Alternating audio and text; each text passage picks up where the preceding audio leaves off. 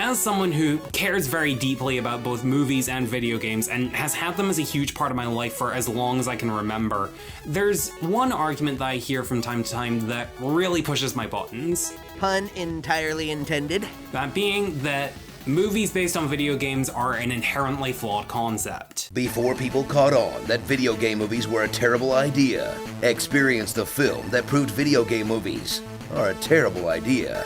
In my opinion, it's impossible to make a good movie based on a game. I'm serious, I think we should just stop trying. I wouldn't mind if it was just people being skeptical or doubtful. I mean, over the years, it's been extremely rare that we've seen a video game movie that was even passable, let alone good. But I think it's bad faith to just flat out assume that a movie will be bad just because other films that are vaguely similar have a poor track record. Thankfully, it's a stigma that seems to be somewhat going away since we've recently had a few video game movies that weren't received amazingly well, but were still seen as a step in the right direction. Not to mention that we've had plenty of TV shows, comics, even fan films that prove that these stories can work just fine in non-interactive media. But even with that said, who'd have thought that the Mario movie would have been good after hearing that it was being made by... Unlike a lot of video game movies, even some of the better ones, it's a legitimately good adaptation that has a pretty good grasp of what elements of the source material to keep and what to change for the different medium. For the most part anyway, but we'll get to that in a bit. The movie contains a lot of elements of the games, from the environments, to the characters, to the power-ups, to the music, and that does run the risk of pandering, but there are a few reasons why I think it works. For one, it doesn't just stick to the most recognizable elements from the classic games, it's a good mix of new, old, obvious, and obscure. Some of the less apparent ones being Pauline's cameo as the mayor, referencing her appearance in Mario Odyssey, the rocket barrel from Donkey Kong Country Returns, and many of Mario's movements mirroring those from the games, like so.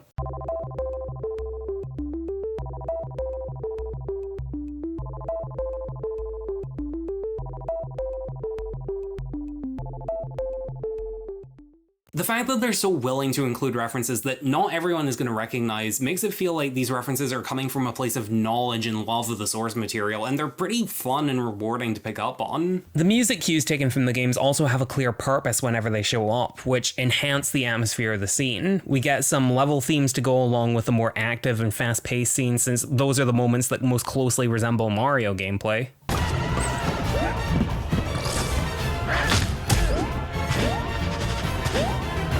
The Luigi's Mansion theme is a good match for the scene where Luigi is trapped in a dark and scary place and frightened for his life.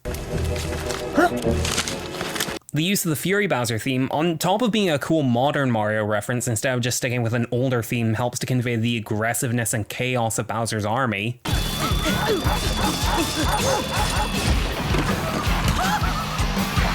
And his inclusion of the DK rap acts as a kind of anthem for Donkey Kong, which helps to get across his egotism and his popular reputation among the Kongs.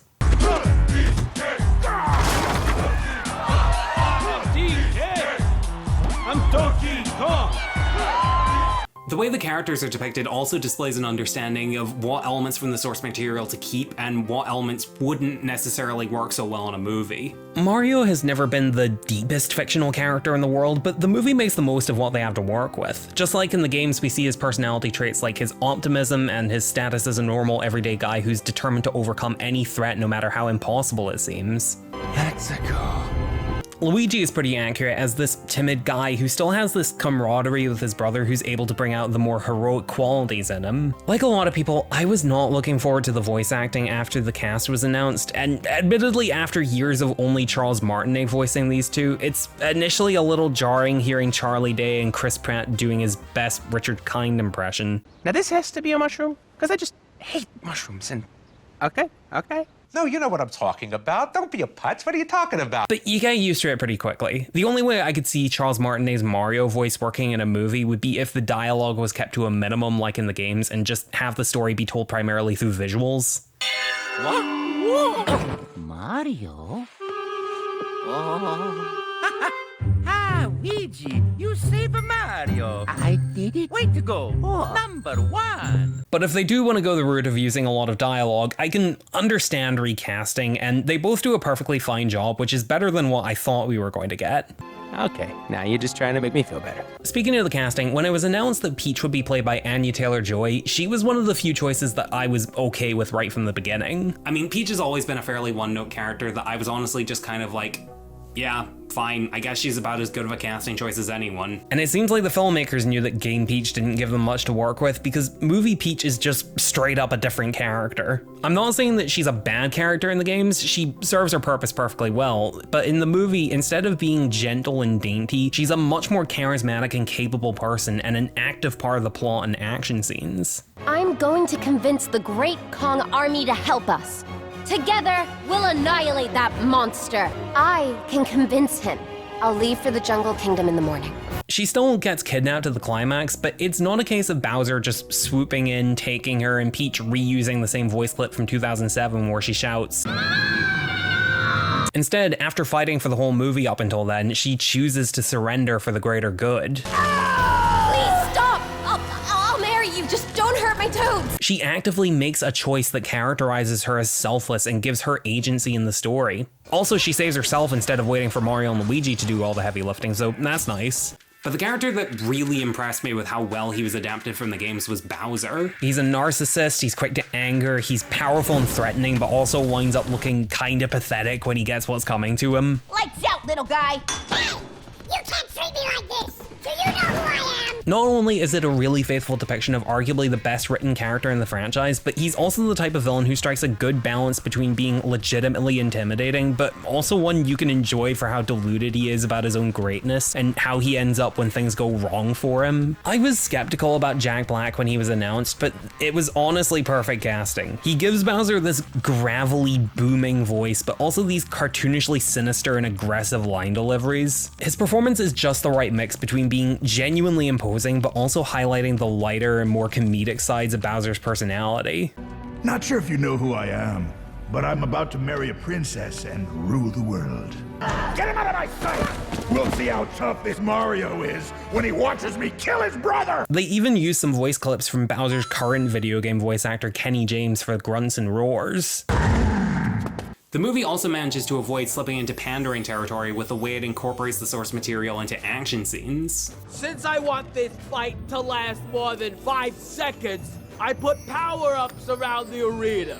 It isn't just a case of the movie showing bits of iconography and just leaving it there. They actually use them to make the action feel unique and interesting. The action scenes involve plenty of bouncing around like in the games and using power-ups like the Tanuki suit to fly through the sky and the cat suit to scratch, climb, and zip around like in the games. Meow. Another example of this comes in a cart chase between the heroes and Bowser's army. It's set on Rainbow Road over a pit, so there's already some suspense with the location. And throughout the chase, we get to see the cast using Mario Kart elements like anti-gravity, gliders, Koopa shells, banana peels, and...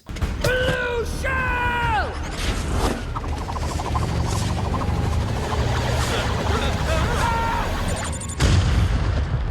The action scenes are really fast-paced and, by virtue of the source material, feel different from any other movie. But as good as all of that is, the movie is kind of held back by one fairly major problem, that being the plot just isn't really that great, which is kind of to be expected when the movie is being made by... My main issue being that I just don't like the fact that Mario and Luigi are from the real world and travel to the Mushroom Kingdom instead of just already living there. Not just because it's a cliche plot point that they don't really do anything all that original with, but primarily because it bogs the movie down. If I'm watching a Mario movie, I want to see Mario running and jumping through a bunch of weird and wacky worlds and meeting fun and interesting characters. The games are sort of like Alice in Wonderland in a way, where it's more about the experience and atmosphere than anything else. But instead, we have to spend a lot of the first act exploring Mario and Luigi's plumbing business and Mario's insecurities about his self-worth and him having to learn to run and jump through an obstacle course like we expect him to. You're a joke, and you always will be. Just sick and tired of feeling so small. I wouldn't mind so much if it wasn't so done to death, but as it is, it just leaves me waiting for the fun stuff that I paid to see from a Mario movie. Some people might make the argument that the Mario series is just too abstract and minimalistic to work as a movie without a real-world element to ground it. But my counter-argument to that, the Super Mario Adventures graphic novel. Have you heard of this? It's really damn good. And that comic didn't need to worry about having a real world or cliche character arcs to make the Mushroom Kingdom interesting. It just presented the world and tone of the franchise as it was, and it worked because it had strong characters, funny writing, and interesting scenarios that made the Mushroom Kingdom engaging and understandable for how bizarre it was. That stuff does still come up in the movie, which is good, but you have to sit through a lot of forgettable stuff in order to get to it. There are a few other problems, like how Luigi is surprisingly sidelined, spending most of the movie in a cage. It's just a little disappointing that a film called The Super Mario Brothers movie has very little emphasis on the actual brothers, and it makes this scene near the end where Luigi risks his life to protect Mario not carry much of an impact because while his cowardly traits were shown beforehand, they were never established to be a character flaw that he particularly needed to overcome. Charlie Day has mentioned that he wants to star in a Luigi's Mansion movie, and yeah, I would love to see that. It would be great to see Luigi get the spotlight that he deserves. Then there's Peach's backstory about how she's apparently also from the real world. But that doesn't really go anywhere, and it just kind of feels like sequel bait being inserted halfway into the movie, so next. And while I enjoy Bowser in this movie and Jack Black's portrayal of him, I think he is a little underutilized in the first half. The characters keep talking about how Bowser will destroy the Mushroom Kingdom if he isn't stopped, but he seems pretty content to just sit back, not really doing much until the midpoint of the movie where the action scenes start. There is the opening scene where Bowser destroys a castle to fulfill his plans, and it does a great job of demonstrating what a serious threat he is, but I wish we could have gone to see more of him terrorizing the Mushroom Kingdom to keep that in the audience's head throughout Mario's journey. We never even see him use the superstar that was apparently so important to his plan that it was the opening scene of the movie. I finally found it. Now who's gonna stop me? Well, the writers, apparently. I can't deny that the movie definitely has its flaws, like pretty much all of us expected when we heard it was a production from... And I can't help but think that a different studio like DreamWorks or something probably would have done a better job. But when all is said and done, I went in wanting a Mario movie, and I got a Mario movie, and more or less everything that I would have wanted out of one. It's got some creative decisions that I don't necessarily agree with, but I still think it's a good example of how video game movies can work if they're allowed to play to their strengths. I would be extremely surprised if they didn't make more Mario movies after this, and color me surprised, I'm actually kind of excited about it. I want a sequel to this movie. I want Charlie Day to get his Luigi's Mansion movie. I want Seth Rogen to get his Donkey Kong Country movie. Anya Taylor-Joy has even talked about a possible Princess Peach movie, so why not? And if this is the plan going forward, all I can say is, let's go. But please don't let Illumination make a Legend of Zelda movie. I know they did a good job here, but they're not a good fit for that. Anyway, excitement and concern for the future aside, if you like this video, then consider supporting me on Patreon, where you'll get to see clips and full releases of my videos before they get released on YouTube. Check it out in the link below, and I'll talk to you later.